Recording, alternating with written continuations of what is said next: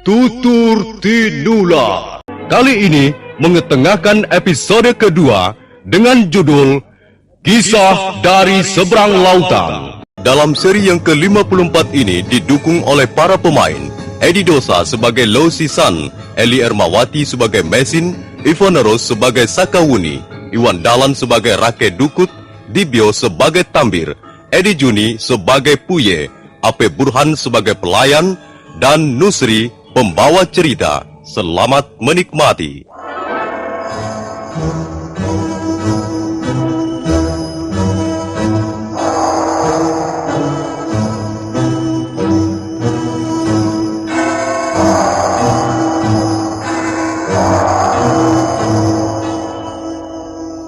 Mendadak Puye dan Tambir roboh tak berkutik. Ulu hatinya memar seperti bekas kena pukulan keras. Pendekar Lo berteriak memanggil penunggang kuda yang segera lenyap dalam kegelapan hutan tarik. Orang itu mempunyai kepandaian yang tinggi, Lau. Hanya dengan lemparan batu kecil, dia bisa membuat Puye dan Tambir roboh. Walaupun tidak mati, tapi lukanya itu lumayan juga belatnya. Iya. Kalau penunggang kuda itu bermaksud baik dan bersikap bersahabat dengan kita, maka tak jadi soal. Tapi kalau dia berasal dari golongan lain yang ingin memusuhi kita juga, ya terpaksa aku menggunakan lagi pedang naga puspa. Lau, suamiku. Petualangan kita di negeri yang asing ini lupanya banyak menemukan hambatan dan gangguan. Ya, bagaimanapun manisnya sebuah petualangan, dia pasti akan menyodorkan pelbagai macam tantangan. Dan bukankah tantangan itulah yang membuat kita ini menjadi penuh gairah? Lau, kamu apa? Lihatlah saja, Mesin. Sejak dari Pantai Tuban aku berjalan kaki. Enak juga barangkali untuk menunggangi seekor kuda. Dan Puye serta Tambir sudah menyediakan 2 ekor kuda untuk kita. Maksudmu kita akan meneruskan perjalanan ini dengan berkuda, begitu? Iya. Bukankah dengan begitu kita sangat menghemat tenaga? Tapi Lau, apa kau tidak tahu bahwa aku tak bisa menaiki kuda? Kau ingin aku terlempar dari atas kuda dan punggungku menjadi patah, begitu? Kalau begitu, kita ambil saja 1 ekor, ha? Kemudian kita naiki berdua, ha? Hup, ya. Ayo, naiklah. Ayo. Lau, kita akan meneruskan perjalanan sekarang juga? Buat apa tidur di gubuk liar begitu, ha? Banyak nyamuk dan pemiliknya orang jahat. Lebih baik kita isi sisa malam ini di atas punggung kuda. Ayo, naiklah. Lau, jangan terlalu kencang larinya. Di sekitar sini banyak jurang yang dalam. Iya, kita memang tidak terlalu diburu waktu, ha? Mari kita berangkat. Iya.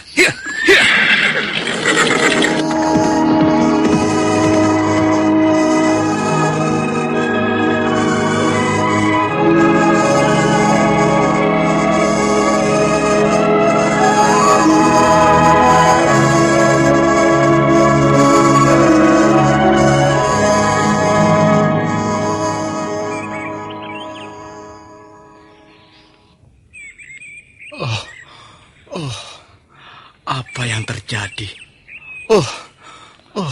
Puye, kau sudah sadar juga? Tambir.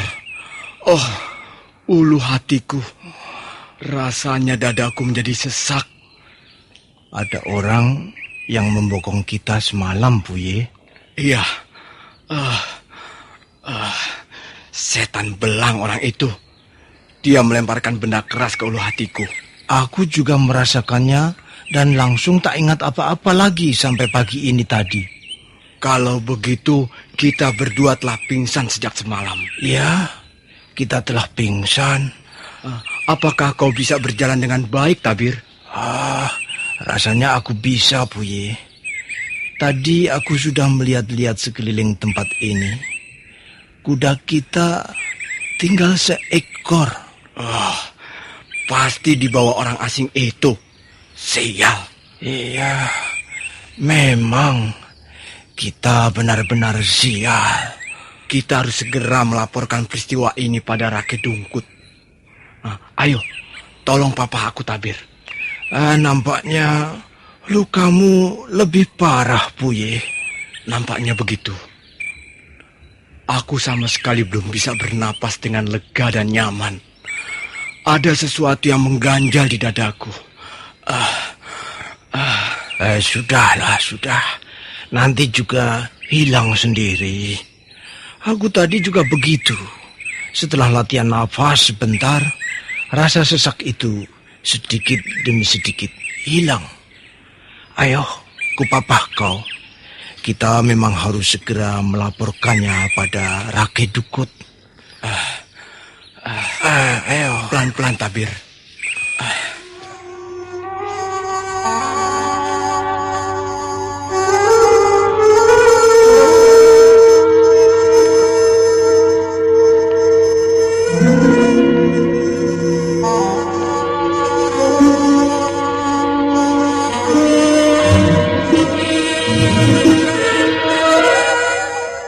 Goblok! Kalian memang goblok, tidak becus. Maafkan kami, Kakang. Kami mengaku bersalah. Kami telah berlaku sembrono sehingga kami gagal menangkap orang itu. Ayah, bukan hanya tidak bisa menangkap orang itu, tapi kalian sudah menghilangkan kudaku juga seekor. Soal kuda nanti akan kami cari, Kakang Dukut. Kalau tidak juga ketemu, kami sanggup menggantinya. Sudah. Jangan berlagak orang kaya. Mau kalian ganti pakai apa kuda itu, ha? Maaf, Kakang. Kami memang bersalah. Kami siap mendapatkan hukuman. Nah, lebih baik begitu. Mengaku salah dan menyerah. Sekarang dengar. Untuk kali ini, aku maafkan kesalahan kalian yang amat tolol itu. Terima kasih. Tapi kalian harus mencari orang-orang itu. Oh, iya. Paling tidak jangan sampai mereka masuk ke desa Tebu besok. Iya. Aku tak ingin mereka mengacaukan rencana yang sudah kususun rapi. Baik, Kakang Dukut. Kami akan melaksanakan perintahmu dengan sebaik-baiknya. Dan kali ini kami tidak akan gagal lagi, Kakang. Sudahlah. Jangan banyak bicara. Aku mau buktinya.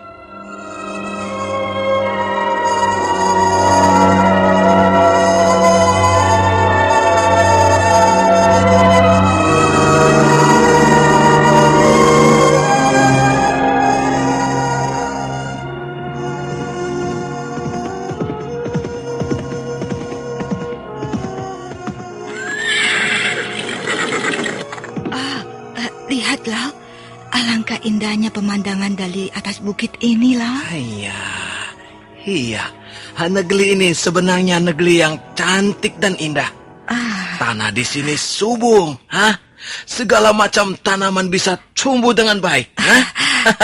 Kulihat beberapa orang petani sudah menggunakan cara bercocok tanam yang memadai loh. Pengailan bagus. Dan bibit padi ditanam dengan teratur dan rapi sekali. Bahkan di desa Pongging, aku lihat ada bangunan waduk yang cukup besar. Nampaknya petani di daerah ini sudah cukup maju. Kalau aku lihat sawah, tanaman bawang dan pohon buah-buahan yang tumbuh dengan bagus, aku ingat kampung halaman sendiri.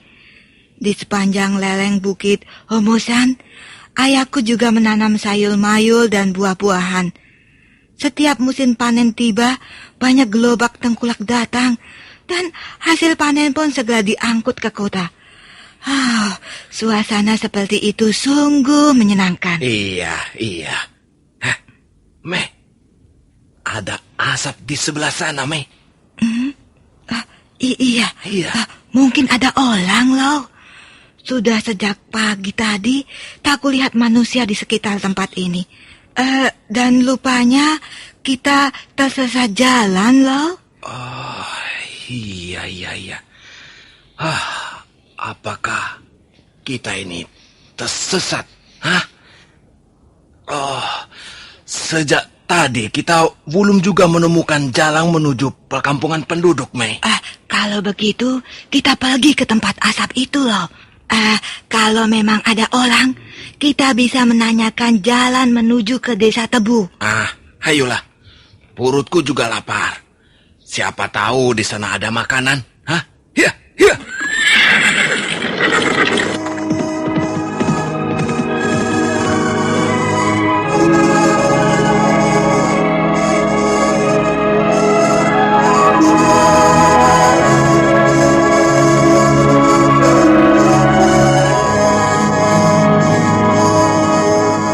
Pendekar Lau segera melarikan kuda dan sebentar kemudian mereka sudah kembali masuk ke dalam hutan lebat. Mereka menyusuri jalan tikus dan kadangkala terpaksa turun karena semak belukar yang tumbuh rapat menghadang jalan. Akhirnya mereka tiba juga di tempat yang mereka tuju. Asap itu masih mengepul. Bau daging bakar membuat mereka terasa semakin lapar. Benar loh, ada orang. Lihat, dia tengah sibuk memanggang daging loh. Iya, lupanya dia sudah tahu kedatangan kita. Nampaknya seorang wanita loh. Aneh sekali, seorang wanita berada di tempat seperti ini sendirian. Wah, apa yang dicari ya lo ya? Entahlah, apa yang dicari ya? Dia juga mengendarai kuda. Jangan-jangan dia orang yang semalam melempar batu itu loh. Iya, memang benar-benar aneh negeri ini ya. Banyak orang berlaku aneh. Orang berlaku aneh tak ada jeleknya loh. Mungkin itu selera hidup mereka. Tapi orang jahat seperti Madangkungan itulah yang harus kita waspadai. Hanya Madangkungan sekarang tidak akan mampu berbuat jahat lagi. Tenaga dalamnya sudah habis tersedot kekuatan pedang ini. Untung ia tidak mati atau lumpuh. Paling tidak ya, dibutuhkan waktu 10 tahun untuk mengembalikan tenaga dalamnya yang musnah. Lihat loh, wanita itu melambaikan tangannya kepada Allah kita loh. Aku tahu. Kau sudah lapar sekali ya. Marilah kita minta Balang sepotong 2 potong daging baka padanya. Ayo, hiya, hiya, hiya.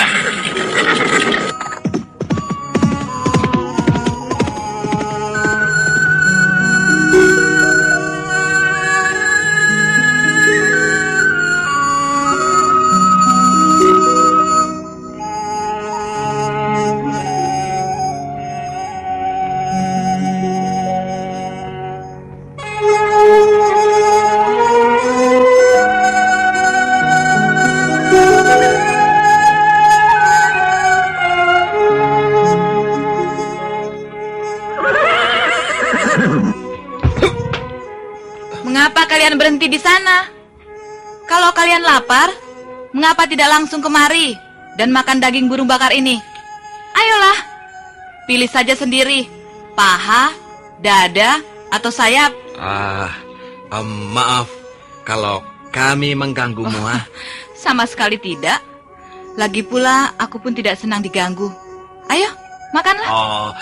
Terima kasih. Kami memang lapar dan kami tak menemukan warung yang menjual makanan. Di hutan, mana ada orang menjual makanan? Pendekar Lau dan Mesin lalu ikut makan bersama wanita aneh itu. Wanita cantik yang masih remaja usia, namun raut wajahnya nampak cukup dewasa. Ayolah, istrimu itu nampaknya belum kenyang. Sudah cukup. Aku sudah menghabiskan 2 potong dada burung. Maaf. Siapakah namamu dan kau mau kemana? Kalian harus berhati-hati di daerah ini. Aku kira dimanapun kita berada, kita harus berhati-hati. Ya, tapi di tempat ini harus lebih berhati-hati. Mengapa? Apakah daerah ini banyak orang jahat? Ya, begitulah. Ada sekelompok orang yang tidak memperbolehkan orang dari daerah lain memasuki desa di depan sana itu. Desa Tebu. Mengapa begitu? Rake Dukut. Nah, kau pernah mendengar nama itu? Oh, iya. Kami pernah mendengarnya semalam. Ketika ada 2 orang bermaksud menangkap kami di depan gubuk Tambil. Oh iya, Siapa rakyat dukut itu? Dia orang yang tidak baik. Ya, hanya itulah yang aku ketahui. Apa? Kau ingin mengatakan sesuatu? Ya, semalam kami bertumpu dengan 2 orang anak buah rakyat dukut. Tapi mendadak ada orang lain yang tidak kami kenal merobohkan 2 orang musuh kami itu. Iya, dia melempar batu dari jarak yang cukup jauh, tepat di ulu hati mereka. Iya. Dan mereka lobo pingsan. Mungkin Wei kenal dengan orang itu. Tidak, aku tidak mengenalnya. Aku sudah kenyang. Aku harus meneruskan perjalanan. Tunggu dulu. Kenapa? Kau belum menjawab pertanyaanku. Siapa namamu? Apa perlunya tahu namaku? Kau hendak pergi kemana? Kalau kalian lapar, aku tak akan memberi daging bakar lagi. Kalian harus mencari sendiri. Di sini banyak burung ayam-ayaman yang jinak atau kijang. Tunggu. Dapatkah kau menunjukkan pada kami jalan ke Desa Tebu? Ya, kalian lihat 3 gugusan bukit di depan itu? Bukit. Iya, itu. Iya. 1, 2, 3. Iya. Nah, di balik bukit yang ketiga itulah Desa Tebu. Nah, selamat jalan. Hiya. Benar-benar wanita aneh. Dandannya seenaknya, seperti seorang laki-laki petani. Tapi bagaimanapun, seorang wanita tak akan sepenuhnya dapat menyembunyikan kewanitaannya. Mesin, kau sudah kenyang, ha? Aku tahan tidak makan sampai nanti sore. Kalau begitu, mari kita lanjutkan perjalanan.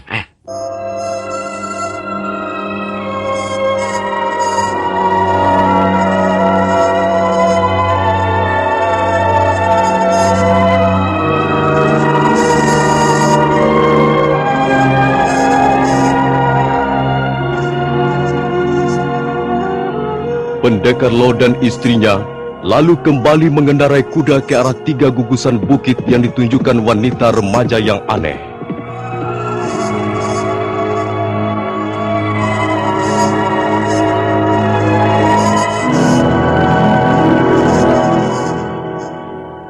Dan memang benar apa yang dikatakan wanita remaja aneh.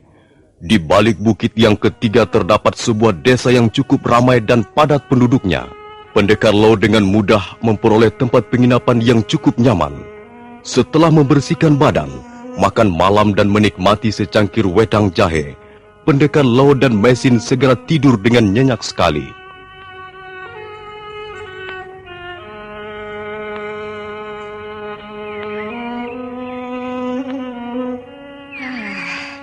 Nyenyak sekali tidurku semalam. Hanya, aku pun langsung tak ingat apa-apa lagi. Begitu kepalaku menyentuh bata. Kau sudah rapi, sudah bersih, dan kau nampak segar. Aku mandi di air pancuran di belakang rumah penginapan itu. Dingin sekali airnya, seperti es, tapi enak dan segar. Iya. Rasanya lelahku segera hilang lenyap.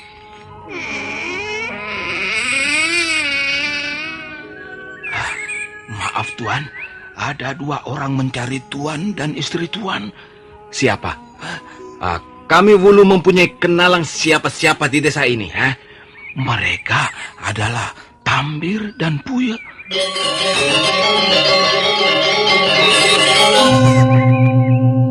Oh, iya. Mereka ada di mana sekarang? Ada di depan Tuan. Lebih baik Tuan dan istri Tuan jangan keluar. Saya takut terjadi keributan. Apakah mereka memang biasa membuat keributan? Iya, begitulah. Hal itu sering mereka lakukan, terutama akhir-akhir bulan ini. Kau tahu orang yang namanya Laki Dungkut? Laki Dukut? Iya, saya tahu. Rakyat Dukut adalah seorang pendekar yang paling disegani di Desa Tebu ini. Di samping ilmunya tinggi, dia juga kaya raya. Oh iya, aku dengar Laki Dukut tidak menghendaki ada pendekang dari daerah lain memasuki desa Tubuh. Hanya, apa benar begitu? Iya, ya mungkin begitu. Mengapa tidak boleh? Bukankah Laki Dukut bukan kepala desa sini? Apa haknya melarang orang masuk desa ini? Maaf, saya harus menyiapkan makanan untuk tamu yang lain. Maaf Tuan ya. Bagaimana Lau? Agaknya kita belum boleh merasa tenang. Iya, kita memang harus menghadapi mereka. Kau kenakan dulu pakaianmu, kemudian kita keluar menemui mereka. Ayo.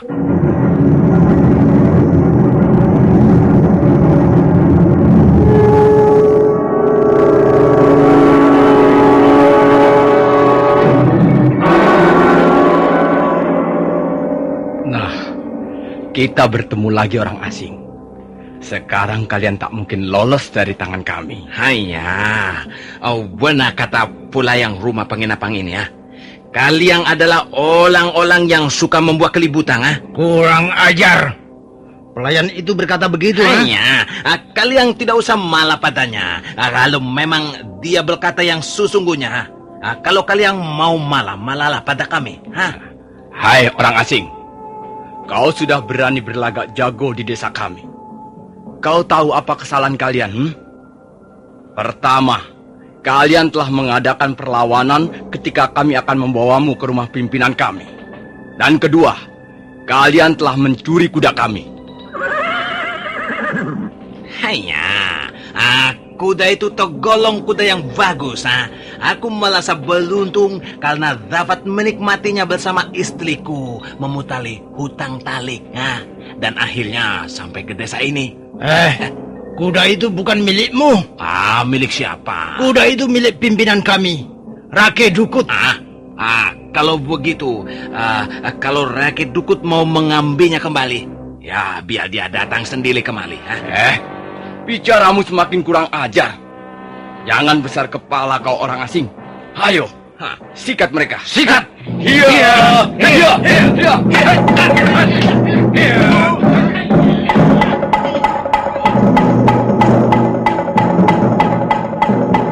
Tambir dan Puye karena pada dasarnya masih sangat kesal dan dongkol, segera menyerang dengan bertubi-tubi. Halaman rumah penginapan di pagi yang cerah itu menjadi gaduh oleh bunyi orang berkelahi. Nah, para pendengar sekalian, bagaimana kisah selanjutnya? Dapatkah Tambir dan Puye menangkap pendekar Lau dan istrinya? Silakan mengikuti jawabannya dalam seri berikutnya. Sampai jumpa.